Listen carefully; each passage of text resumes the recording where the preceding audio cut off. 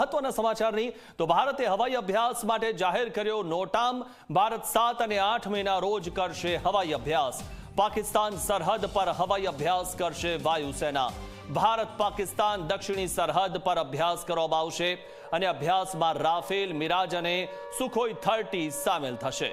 તો મહત્વની વાત એ છે કે ભારત અને પાકિસ્તાનના યુદ્ધમાં પાકિસ્તાન પહેલેથી જ ડરેલું છે, પરંતુ ડંફાસો મારી રહ્યું છે અને તેવામાં હવે જ્યારે અભ્યાસ કરવામાં આવશે ત્યારે પાકિસ્તાન યુદ્ધ પહેલા જ હાંફી જવાનું છે, કારણ કે જે રીતે હવાઈ અભ્યાસ થવાનો છે, ભારતે હવાઈ અભ્યાસ માટે જાહેર કર્યો છે નોટામ, અને જે રીતે હવાઈ અભ્યાસ થવાનો છે, ભારત 7 અને 8 મેના રોજ હવાઈ અભ્યાસ કરવાનું છે અને હવાઈ અભ્યાસ જોઈને જ પાકિસ્તાનના હાંજા ગગડી જવાના છે। પાકિસ્તાન સરહદ પર હવાઈ અભ્યાસ વાયુસેના કરવાની છે। ભારત પાકિસ્તાન દક્ષિણી સરહદ પર અભ્યાસ થવાનો છે અને અભ્યાસમાં રાફેલ, મિરાજ અને સુખોઈ 30 સામેલ થશે।